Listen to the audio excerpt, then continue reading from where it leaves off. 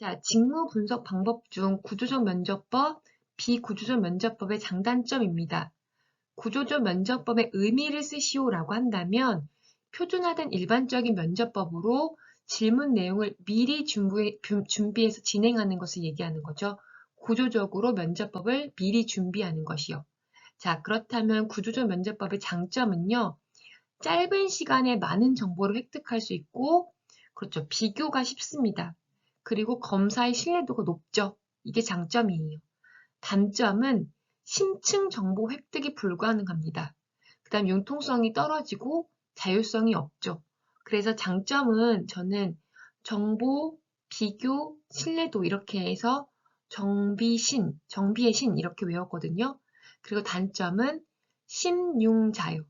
융자 낸다고 하잖아요. 빚내는 거. 심융자.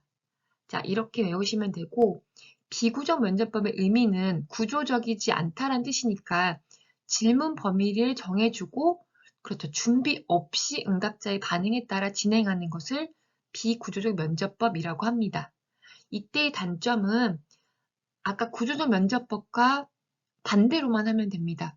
심층 정보 획득이 가능한 거고 융통성이 있는 거고 이번엔 타당도가 높은 거죠. 이때의 단점은 정보 획득이 불가능합니다. 많은 정보 획득이 불가능하고 비교가 어렵고 비용이 비싸다라는 거죠. 아까 구조적 면접법 반대로 장점을 반대로만 하시면 됩니다. 자, 그러면 오늘도 직업상담사 2급 정리 목동에서 합격의 기운을 드려요. 결정적 사건법에는 중요사건기록법이라고도 하는데 단점이 3가지 있거든요. 응답자의 사건 왜곡 기술 가능성이 있죠. 왜곡. 그 다음에 일상적인 업무 수행과 관련된 지식이나 기술이 배제될 수가 있습니다. 정확한 조사는 특별히 훈련받은 사람이 있어야 되는 거죠. 그 다음에 시간과 노력이 많이 든다는 단점이 있죠. 저는 그래서 외배훈 이렇게 외웠습니다. 중요사건기록법을 외배워 이렇게 해서 외배훈. 자, 그럼 오늘도 직업상담사 2급 정리, 목동에서 합격의 기운을 드려요. 자, 대부분 문제에서 스트레스 요인 3가지를 쓰시오라고 나오는데 4가지를 정리해봤거든요. 과제 특성, 역할 갈등, 역할 모호성, 산업의 조직 문화 풍토요. 그렇게 해서 과갈 모토. 전 이렇게 외웠거든요. 과갈 모토. 자, 과제 특성은 직무 처리가 너무 단조롭거나 아니면 너무 많으면 발생하죠. 역할 갈등은 산업 집단 내의 타인들이 가지고 있는 역할 기대가 서로 다르기 때문에 오는 스트레스 유형입니다. 일단 역할 모호성은 애매모호한 걸 얘기하는 거잖아요. 직무의 역할이 모호할 때 오는 스트레스의 유형입니다. 산업의 조직 문화 풍토는요. 직무 당사자인 개인이나 집단은 산업 및 조직 문화의 특수성에 따라 스트레스를 받을 수 있게 되죠. 이게 바로 그 조직 문화의 풍토에 오는 스트레스입니다. 이렇게 해서 과갈 모토. 자, 오늘도 스트레스 요인 4가지를 살펴봤거든요. 직업상담사 2급 정리, 목동에서 합격의 기운을 드려요. 내담자 중심, 인간 중심 3단 기법의 필수 조건은요. 첫 번째, 공감적 이해. 두 번째, 감정의 반영. 세 번째, 적극적인 경청입니다. 공감경.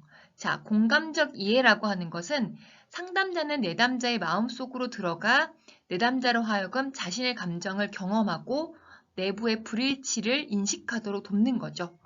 그 다음 감정의 반영이라고 하는 건 감정을 그대로 거울처럼 반영하는 거잖아요. 치료자의 마음에 비춰진 내담자의 내면 세계에 대해서 이해하는 바를 전달하는 게 바로 감정의 반영입니다. 그 다음 3번째 적극적인 경청은 말 그대로 경청이라고 하는 건 다른 사람의 내용을 이해하고 들어주는 거잖아요. 내담자에 대한 진정한 관심과 공감으로 적극적인 경청을 나타냅니다. 자, 그렇게 해서 공감경. 자, 이렇게 외워두세요. 인간 중인 상담의 필수 기법 3가지. 공감경. 자, 오늘도 목동에서 합격의 기운을 드려요. 긴즈버그의 진로 발달 3단계, 환상기, 잠정기, 현실기. 이거 객관식에서도 많이 나왔던 문제잖아요. 환잠현. 자, 그렇다면 환상기라고 하는 건 6회에서 11세에 나타나는 건데요.